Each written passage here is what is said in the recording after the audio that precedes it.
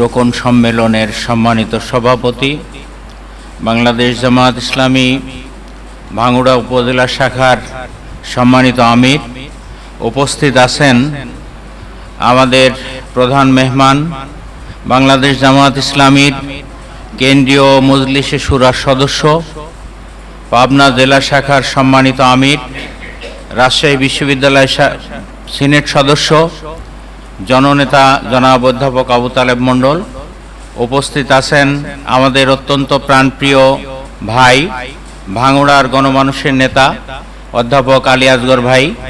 উপস্থিত আছেন সাবেক উপজেলা আমির সহ আমাদের প্রাণপ্রিয় রোকন ভাইরা। আসসালামু আলাইকুম রহমতুল্লাহ। আল্লাহ পাক জাল্লা শানুর শাহী দরবারে কোটি কোটি কালিমাতুশ শুকর আদায় করছি যে আল্লাহ তাআলা অত্যন্ত দয়া করে, মেহেরবানি করে দীর্ঘ সময়ব্যাপী বাংলাদেশের 18 কোটি মানুষের উপরে জগদ্দল পাথরের মতো চেপে বসা এক অশুভ স্বৈরাচারী শক্তিকে উৎখাত করে বাংলাদেশের সব শ্রেণী পেশার মানুষকে স্বস্তির নিঃশ্বাস ফেলার সুযোগ করে দিয়েছেন।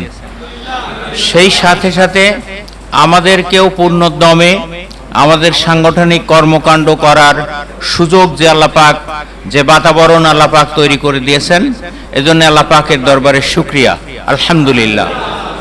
দরুদ ও সালাম পেশ করছি তামাম পৃথিবীর সমস্ত নবী রাসূল সহ সকল কালের সকল যুগের সর্বশ্রেষ্ঠ আদর্শ নেতা, আদর্শ মহামানব, মানবতার মহান মুক্তির কাণ্ডারী, সর্বকালের সর্বযুগের সর্বশ্রেষ্ঠ আদর্শ শিক্ষক সাইয়্যিদিনা মুহাম্মাদুর রাসূলুল্লাহ সাল্লাল্লাহু আলাইহি ওয়াসাল্লামের প্রতি দোয়া করছি।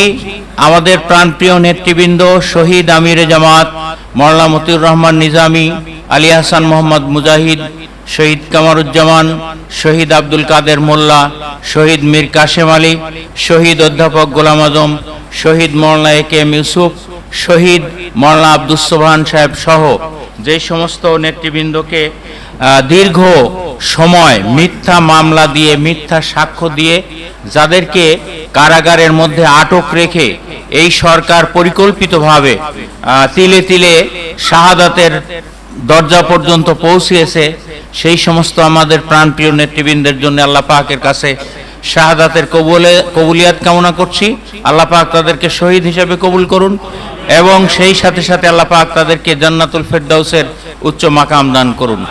বাংলাদেশের টেকনাফ থেকে তেঁতুলিয়া পর্যন্ত দীর্ঘ সময় ব্যাপী আমাদের যেই সমস্ত প্রাণপ্রিয় ভাইরা নিজেরা শাহাদাত বরণ করেছেন, জীবনের স্বপ্নকে কোরবানি দিয়েছেন, যারা নির্যাতনে শিকার হয়েছেন, দীর্ঘ সময়ব্যাপী যারা নিজেদের শরীরের অঙ্গ প্রত্যঙ্গ হারিয়েছেন, তাদের প্রত্যেকের জন্য আল্লাহ পাকের রহমত কামনা করছি।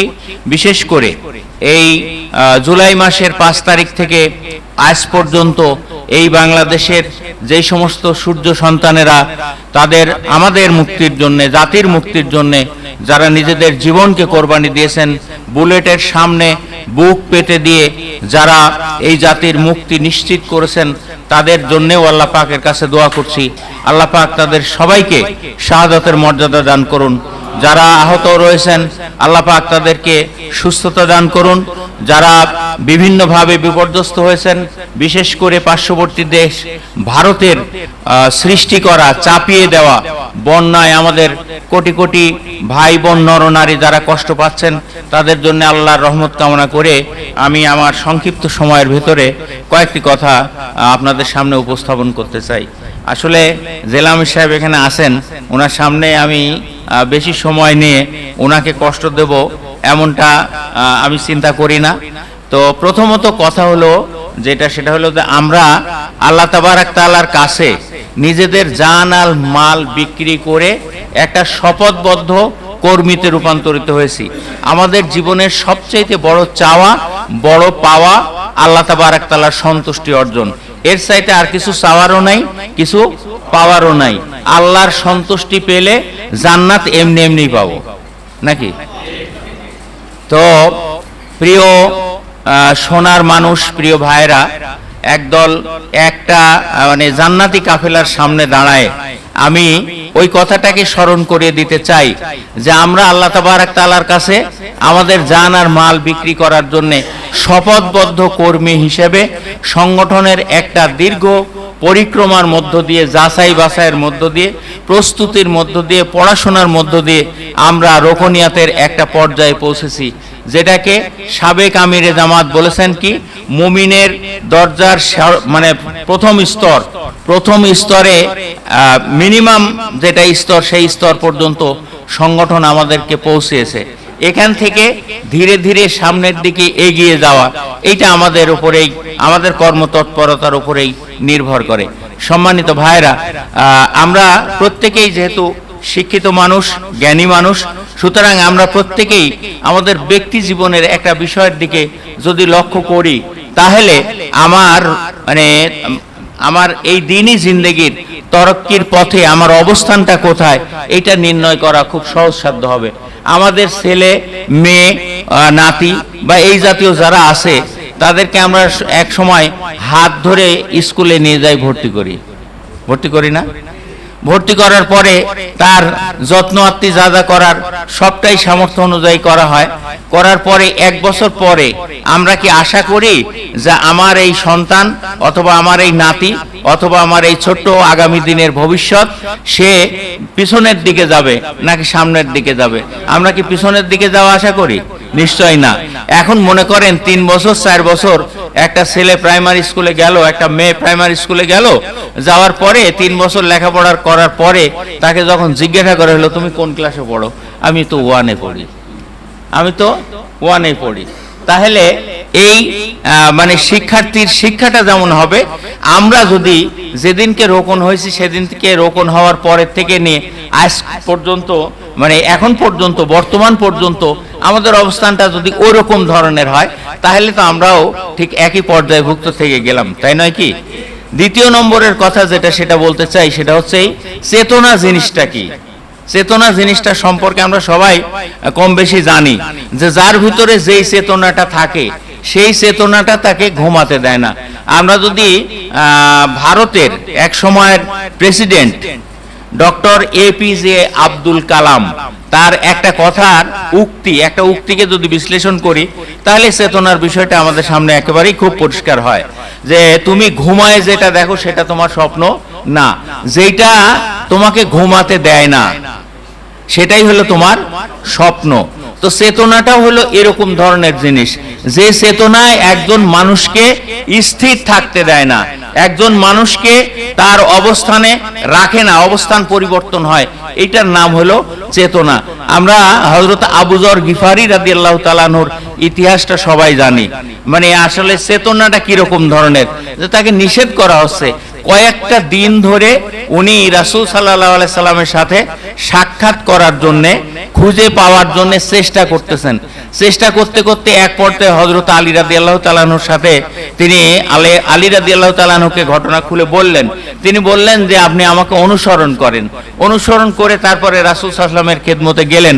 যাওয়ার পরে সেখানে রাসূল সাল্লাল্লাহু আলাইহি ওয়াসাল্লামের সংস্পর্শে গিয়ে, যে পরশ পাথরের সংস্পর্শে গেলে যেমন সবকিছুই সোনা হয়ে যায়, হযরত আবু যর গিফারি রাদিয়াল্লাহু তাআলা আনহু সোনায় রূপান্তরিত হয়ে গেলেন। ফিরিয়া তাকে বলা হলো যে আপনার ঈমান গ্রহণের ঘোষণাটা দেওয়ার দরকার নাই, কিন্তু তার ভেতরে এমন একটা অবস্থা সৃষ্টি হলো যে উনি বের হয়ে এসে একেবারে কাবা চত্বরে প্রকাশ্যে দিন গ্রহণের, দিন কবুলের এই ঘোষণাটা দিয়ে ফেললেন, কালিমার ঘোষণা দিয়ে ফেললেন। তার উপরে অত্যাচার, নির্যাতন, নিপীড়ন যা হলো তাতে তাকে দমায় ফেলতে পারলো না, বরং তিনি যে চেতনা লাভ করেছেন সেই চেতনায় উদ্বুদ্ধ হয়ে তিনি একেবারে বজ্র কঠোর ভাবে, মজবুত ভাবে তার ঈমানের উপরে কায়েম থাকার জন্য যে অনুপ্রেরণা পেলেন, এটাকে যদি আমরা চেতনা বলি। দ্বিতীয়ত আরেকটা উদাহরণ দিতে চাই। চেতনা এমন ধরনের একটা জিনিস, মনে করেন আপনার একটা ছেলে, সে যখন পড়াশোনা করে, স্কুল, কলেজ, বিশ্ববিদ্যালয় অথবা মাদ্রাসায় যেখানে পড়ুক না কেন, পড়ে টড়ে সারে তারপরে বিকাল বেলা ছেলে পেলের সাথে ভলিবল খেলে। স্কুল মাঠে ভলিবল খেলে না, ভলিবল খেলে। কিন্তু ওই ছেলেটাই যখন আপনার পরীক্ষা নিরীক্ষার মাধ্যমে বিশেষ করে সে যখন একটা বিশেষ কর্মকর্তা হয়, তখন যদি তাকে 1000 বার বলা যায় যে আসো ভলিবল খেলি, খেলবে? খেলবে? গ্রামের সেই সমস্ত বন্ধু বান্ধব যাদের সাথে একসাথে একেবারে সেই ছোট্টবেলায় শৈশব থেকে একেবারে শিশুকাল থেকে লালিত পালিত হয়েছে, তারা যদি ডাকে যে দোস্ত আসো আমরা ফুটবল খেলি, ভলিবল খেলি, অথবা এরকম ধরনের কিছু একটা করি, সে কি যাবে? যাবে না। কেন যাবে না? কারণ হচ্ছে যে তার একটা চেতনা আছে যে আমি এখন বাংলাদেশ সরকারের একজন বিশেষ কর্মকর্তা, আমার পক্ষে এখন আর ওই আগের জীবনের ওইভাবে চলাটা সম্ভব না। প্রাইমারি স্কুলে একজন ছাত্র সে আইসক্রিম কিনে রাস্তা দিয়ে খেতে খেতে যায়। আসলে আইসক্রিম খাওয়া কি হারাম? হারাম তো আর না, তাই না? তো এই আইসক্রিমটা খেতে খেতে যেতে পারে। হাই স্কুলে পড়া একটা ছেলেও আইসক্রিম খেতে খেতে যেতে পারে, কলেজে পড়া একটা ছেলেও এরকম ধরনের কিছু করতে পারে। কিন্তু যখন সে একজন সরকারি কর্মকর্তা হবে, অথবা ভালো একটা পজিশনে সে যাবে, অথবা উপজেলা চেয়ারম্যান হবে, মনে করেন আমাদের আলী আসগার ভাই, উনি উপজেলা চেয়ারম্যান হলেন, উনি কি তখন আপনার ওইরকম ভাবে রাস্তায় বসে আইসক্রিম খাওয়া তার জন্য মানে মানানসই হবে? মানানসই হবে? মানানসই হবে না। এই যে উনাকে কিসে বিরত রাখলো? এই কাজ থেকে বিরত রাখলো কিসে? রাখলো হলো তার চেতনা। সম্মানিত ভাইরা, আমরা এই দেশে আল্লাহর আইন এবং সৎ লোকের শাসন কায়েমের যে প্রত্যয় নিয়ে আমরা জামাত ইসলামীর শপথবদ্ধ কর্মীতে রূপান্তরিত হয়েছি। আমরা আমাদের জান মাল আল্লাহর কাছে বিক্রি করেছি। কেন করছি?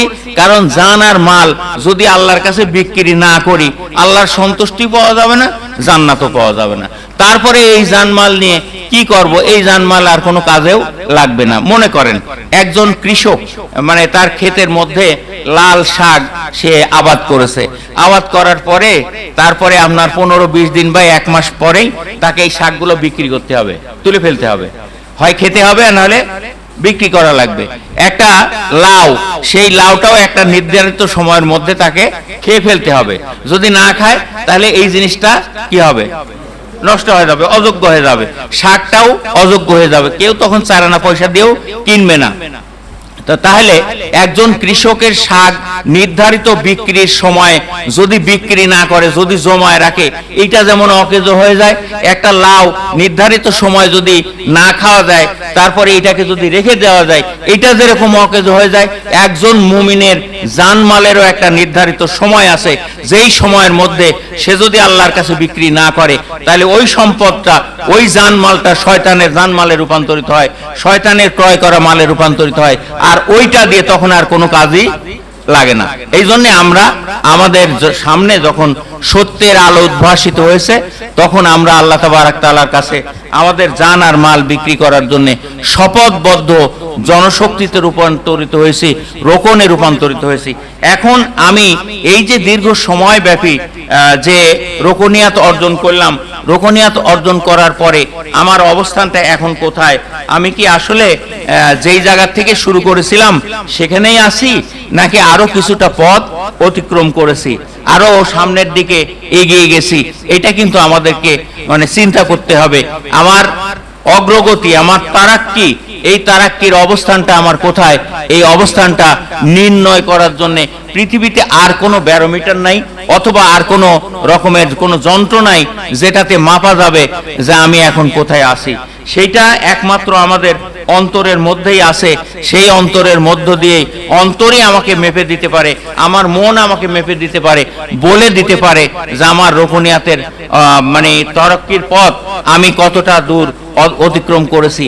আমার ইসলামী আন্দোলনের কাজ খুব কষ্ট করে যে অংশটুকু করি, যেই কাজটুকু হয়, সেটাকে আমার মনকে আন্দোলিত করে।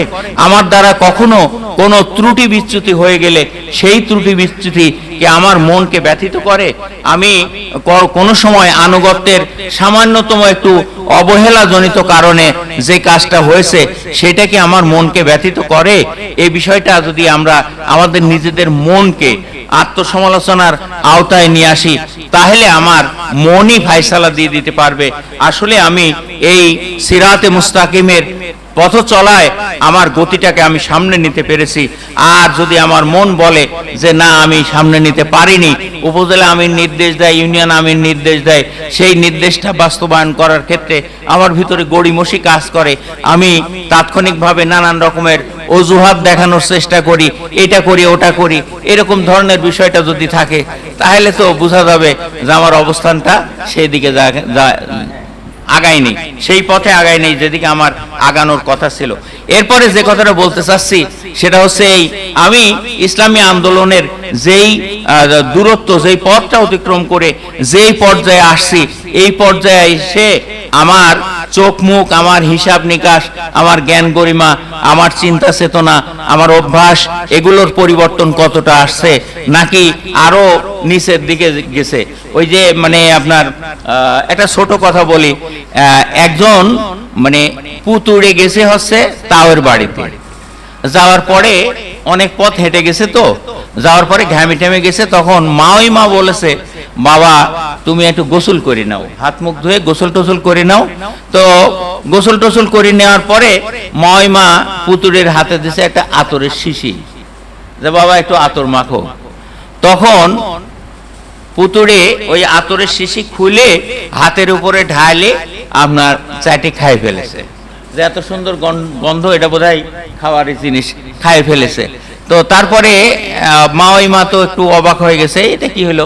তো তারপরে কিছুদিন পরে যখন জামাই আসছে, তখন জামাইকে বলতেছে বাবা তোমার ভাই আসছিল, তো ওকে তো আমি আতর দিলাম, ও তো আতরের শিশি হাতের উপরে ঢালে চাটি খাই ফেললো। তো তখন জামাই বলতেছে দেখেন তো মা, আম্মা দেখেন তো কি বোকার বোকা, কি পাগলের পাগল, আতর কোনোদিন চাটি খায় নাকি? আতর রুটি দিয়ে খাওয়া লাগে, আর আতর খাওয়া লাগে রুটি দিয়ে। আরে বোকাটা বোঝে নাই, ও চাটি খাই ফেলেছে। তো এখন মানে এই শাশুড়ি অথবা এই যে মহিলা, উনি কি বুঝতে পারলেন যে পাগল আসলে, বুদ্ধিমান আসলে কোনটা, ওই পুতুড়ি অথবা জামাই?